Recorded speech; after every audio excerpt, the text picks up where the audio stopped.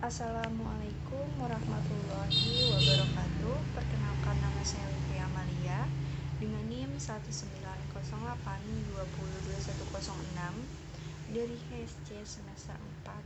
Saya akan menjelaskan materi mengenai kebijakan pemerintahan Indonesia terkait dengan ekonomi syariah.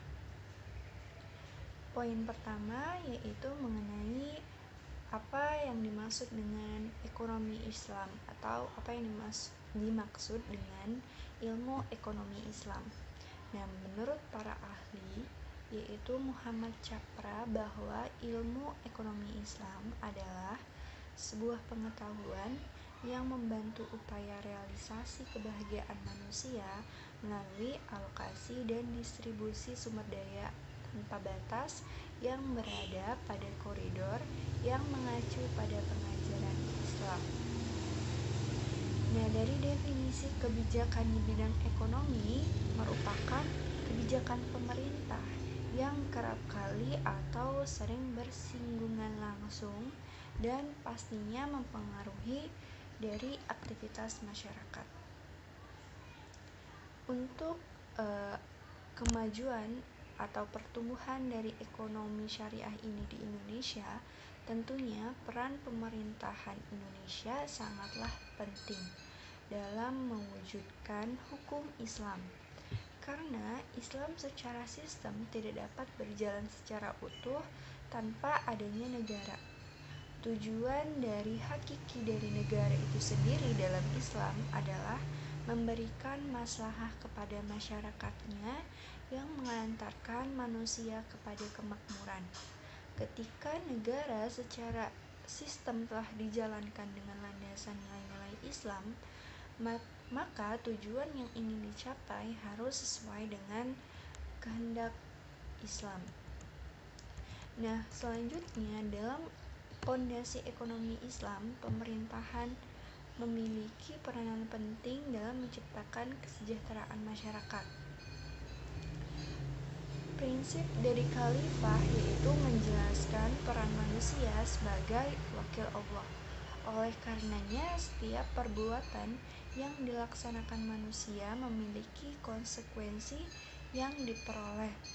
Dasar pemikiran ini memberikan ketegasan kepada semua manusia atau segenap manusia tentang fungsi dan eksistensinya di muka bumi sebagai agen pembangunan. Secara ruang lingkup peranan pemerintah mencangkup aspek yang luas, yaitu upaya mewujudkan tujuan ekonomi Islam secara keseluruhan dan upaya mewujudkan konsep pasar yang islami. Oleh karena itu, tujuan atau peran pemerintah adalah menciptakan kemaslahatan bagi seluruh masyarakat. Agar dapat menjalankan fungsinya, maka manusia membutuhkan media, yaitu dari pemerintah. Media pemerintah sangatlah penting bagi manusia agar semua hubungan sesama manusia dapat terjaga dengan baik. Manusia wajib menjaga keharmonisan dalam segala interaksi dan pemerintahan memiliki peranan penting untuk menjaga keharmonisan tersebut.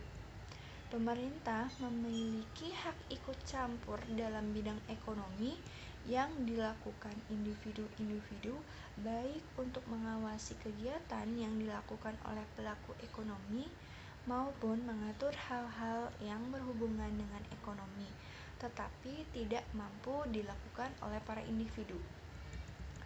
Adapun eksternalitas negatif terjadi ketika pihak merasa dirugikan. Al-Quran dan Sunnah secara eksplisit dan implisit telah menyebutkan peran yang dilakukan oleh pemerintah. Peran-peran tersebut antara lain, yang pertama yaitu manajemen kekayaan publik dalam rangka memaksimumkan kepentingan publik.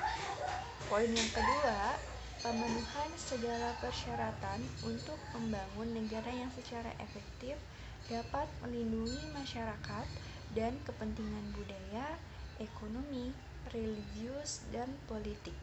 Poin yang ketiga, menggali pemasukan untuk membiayai administrasi publik dan tugas-tugas pemerintah. Poin yang keempat, menjamin para individu agar dapat meningkatkan efisiensi dan derajat kekayaan dan kesejahteraannya. Poin yang kelima yaitu menjaga keseimbangan sosial dan ekonomi, khususnya distribusi dan retribusi kekayaan atau pendapatan. Poin yang keenam yaitu melindungi lingkungan ekonomi agar tetap sesuai dengan nilai dan prinsip Islam. Kemudian dalam perkembangan ekonomi syariah di Indonesia, kita bisa lihat di dalam data Global Islamic Economy Indikator 2017, Indonesia ini berada di posisi ke-10. Perkembangan ekonomi syariah terus dikebut atau terus digali pertumbuhannya. Saat ini Indonesia berada di peringkat ke-9 dunia di kategori total aset keuangan syariah, masih jauh di bawah negara tetangga Malaysia yang berada di posisi ketiga. Selanjutnya yaitu kebijakan apa saja yang telah dilakukan pemerintahan Indonesia terhadap ekonomi syariah. Setidaknya ada 4 kebijakan, yaitu mengenai keilmuan atau peningkatan sumber daya manusia, kemudian kebijakan institusi atau lembaga keuangan ekonomi syariah dan regulasi, serta lembaga penyelesaian sengketa litigasi ataupun non-litigasi. Poin yang pertama yaitu mengenai kebijakan terhadap peningkatan sumber daya manusia. Dari aspek ini, pemerintahan melalui Kemendiknas atau Kemenag telah memberikan izin sekolah menengah kejurusan dengan program studi ekonomi syariah. Adapun tingkat perguruan tinggi baik universitas umum maupun universitas Islam telah membuka berbagai program studi ekonomi syariah melalui dari D3 hingga S3 di banyak perguruan tinggi baik negeri maupun swasta. Kebijakan yang kedua yaitu terhadap institusional atau lembaga ekonomi syariah. Aspek institusi terhadap perkembangan yang luar biasa pada institusi ekonomi syariah sejak berdirinya Bank Muamalat pada awal 1990. Pendiri Bank Muamalat sendiri bukanlah sebuah proses yang pendek, tetapi persiapannya ini sudah sangat hati-hati. Sebelum tahun 1992 telah didirikan beberapa lembaga keuangan non-bank yang kegiatannya menerapkan sistem ekonomi. Kemudian kebijakan yang ketiga yaitu kebijakan dalam membuat regulasi. Upaya strategis dalam hubungannya dengan mengembangkan ekonomi Islam ini telah mulai dilakukan pemerintah. Antara lainnya yaitu menyusun seperangkat undang-undang yang pada tahun 2008 ini telah disahkan, yaitu Undang-Undang Nomor 19 Tahun 2008 tentang Surat Berharga Syariah Nasional dan Undang-Undang Nomor 21 Tahun 2008 tentang Perbankan Syariah yang telah disahkan sebagai landasan yuridis yang utuh bagi praktek bank syariah.